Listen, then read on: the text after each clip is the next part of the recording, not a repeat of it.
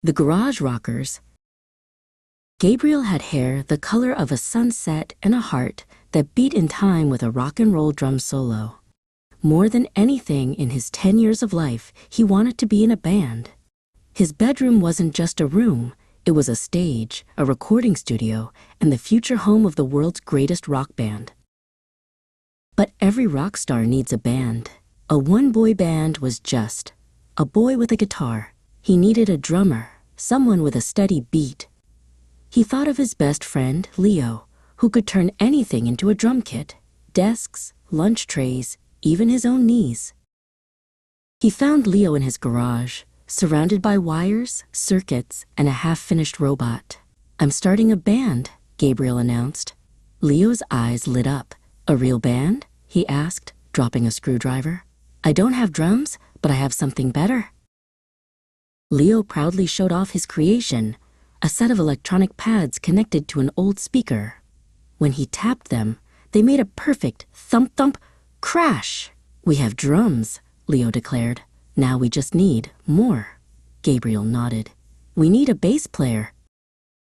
They found Maya sitting under a tree in the park, sketching in a notebook with big headphones over her ears. She was quiet and a little shy. "A band?" she asked softly when they told her their plan.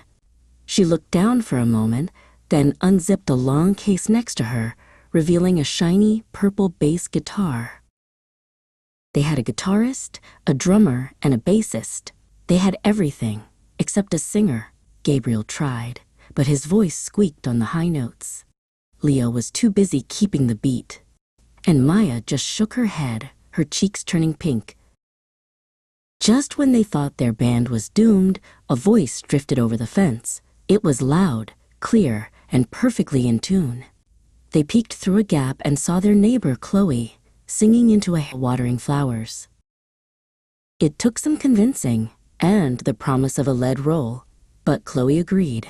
She wasn't just a singer, she was a star. She danced, she posed, and she belted out the lyrics. The band was finally complete. They called themselves the Garage Rockers. Leo's garage became their headquarters.